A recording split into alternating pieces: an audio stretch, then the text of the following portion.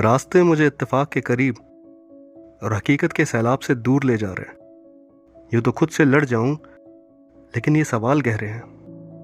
मन मांगे माफ़ी तो यूं ही माफ़ कर देता हूं। जो गलती महसूस हो दूसरे खिड़की पे मशाल लेके पूरा घर जला देता हूं। एक ऐसी ही बुज़दिली है मेरे अंदर। नाकामयाब हो के भी कभी खुद पे सवाल नहीं करता। डर सकता हूं खुदगर्ज हो के भी, लेकिन कभी खुद पे मलाल नहीं करता। यूं ही अंदर झांकना एक मुश्किल आदत है। मुझे तो 2 शब्द मिले तो उसमें भी मैं तुम्हारी ही कमियां गिना दूं। खैर, अब ये फासले इतने बढ़ चुके हैं कि चिड़िया अब घोंसले में हो या आसमान में फर्क नहीं पड़ता, क्योंकि मेरे और काबिलियत के बीच जमीन और आसमान जितनी दूरी है। वो मुझे देखना नहीं चाहता और मेरी चाहत ही उसे देखना है। ऐ मुसाफिर, मेरे जज्बात को एक ऐसी चोट दो कि शख्स ही बदल जाए। जो चलने की आदत छूटी है रास्तों से, बिना दौड़े दिल को सुकून नजर ना आए। दरअसल अब मैं और खराब नहीं हो सकता।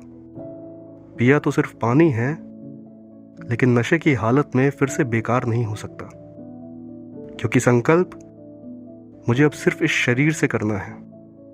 शानदार सफर खत्म हो, कम से कम आखिरी कुछ पन्नों में राजा की मौत मरना है, ताकि दुनिया ये याद रखे कि बर्बाद भी बेहतर बन सकता है। शुरुआत 98 से हुई, लेकिन अंत तक 100 बन सकता है। एक माफीनामा मेरे बीते कल और कश्मकश के नाम, क्योंकि उनकी गलती सिर्फ इतनी थी कि वो मेरे सफर का हिस्सा थे। शायद से एक और मौका मिले तो उन्हें अपने आज से मुख्तलिफ मुस्कान दे सकूं। ठहराव मुझे मिल चुका। अब आबाद हूं या आखिरी अपने पांव पे खड़ा हो चुका। इसी शोरगुल के बीच बेहतर सुनने लगा हूं। तुम तक जा रहा, लेकिन फिर से सिर्फ मेरा हूं। मिलते रहेंगे तुमसे मेरी कुछ चाहतें। खुशनसीब रहे तो उसी जिंदगी मुलाकात होगी, वरना मेरे हिस्से का हुनर हम दोनों को हैरान कर देगा।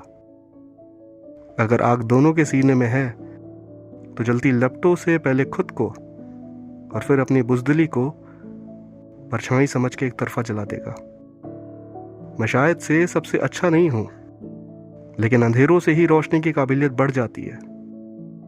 जब सवाल गहरे हों, तब झरोखों के बीच बेमुश्किल रोशनी भी अपने रास्ते बना ले जाती है।